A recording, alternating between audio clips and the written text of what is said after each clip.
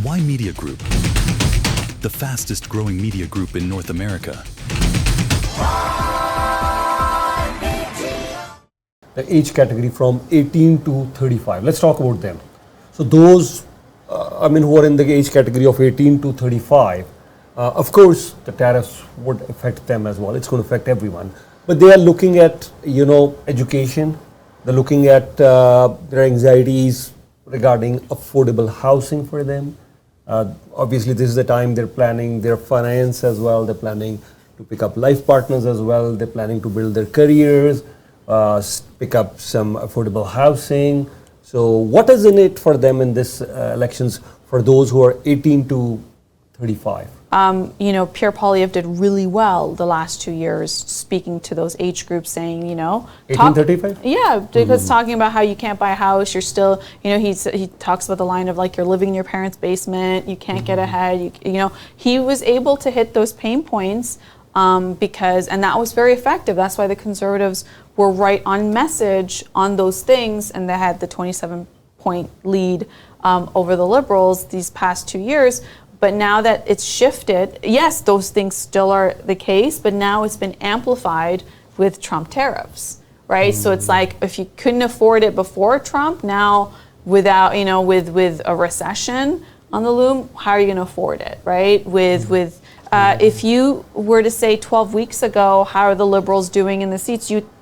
Everybody guessed, because for 2 years, the Conservatives were up 27 points ahead of the Liberals, and so everybody assumed this was going to be a clean sweep for the Conservatives. So every riding that you just named was, was projected to be Conservative, and so in this era of the Trump era, as we can call it, things have shifted, and in this case, in a time where the incumbent government was going to be held to their account of an affordability and everything else that Canada's been going through, is now having the advantage, because when there are conversations with the United States and elsewhere, you have leader Mark Carney become Prime Minister Carney. Care about that? It seems not, because they seem to be in love with his CV. He does have a very impressive CV, unlike many people running in politics, right?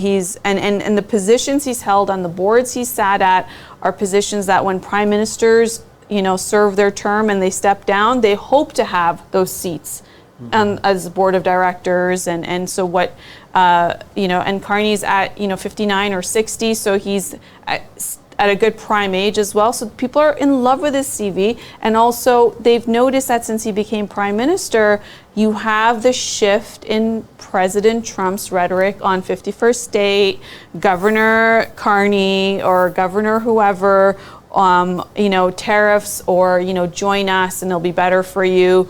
The talk of annexation has stopped. So, since they had that conversation, it's to be said that that time, Prime Minister Carney, or was he Liberal? He's either Prime Minister or Liberal leader, depending on what hat he's wearing, based on the issue that he has to deal with.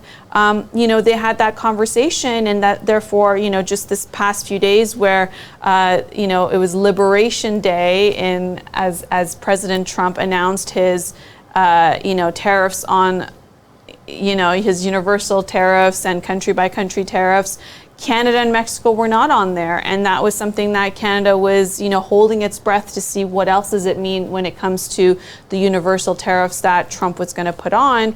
He's at a time where he's not being held accountable for being, Trudeau's advisor economically or being pro-carbon tax. Since Mark Carney has, taken the helm of affairs, he's become the Liberal Party leader, he's become the Prime Minister. And you're right, I've seen him more at ease when he's doing press conferences as a Prime Minister.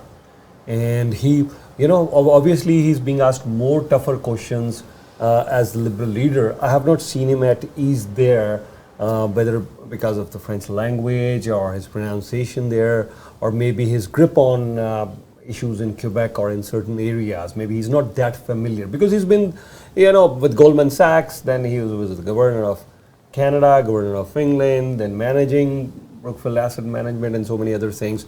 So maybe the nitty-gritty things are really at the grassroots level, and I see a bit of an unease when he's campaigning as a liberal leader. But as a prime minister, he seems to be at ease, other than the issue that he had there in England with Rosemary Barton and other journalists, because maybe that was one of his initial press conferences as a prime minister. But then other than that, he's been at ease, he's been very comfortable. He comes across as, okay, someone who's ready to govern. So now what do the Conservatives do at this moment? I mean, other than I know for a fact that, yes, they have to do something very different in GTA. But you're right, you got a very good point that the message has to come from the national level. That's how all these writings would change. So what should be the Conservative strategy now? So the part of the criticism that's been held on him, that how is he not pivoting the messaging that the Conservatives need to have to talk about what Canadians care about? The things he's talking about Canadians care about was 4 months ago, or maybe 5 months ago. Now things are a lot more different. Even what Canadians cared about a month ago is so much more different. I mean, of course, since Trump, it's all about Trump, right?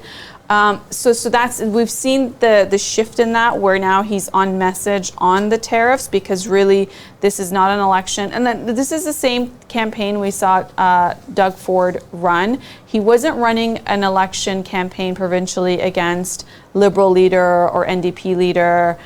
He was running, to run for premier, he was still running a campaign against President Trump. And we saw that, he was able to get another third majority. When we saw the Liberal leader provincially run a campaign on just normal provincial issues and against Doug Ford, it didn't do so well. She didn't even win her own seat, right? Why Media Group? The fastest growing media group in North America.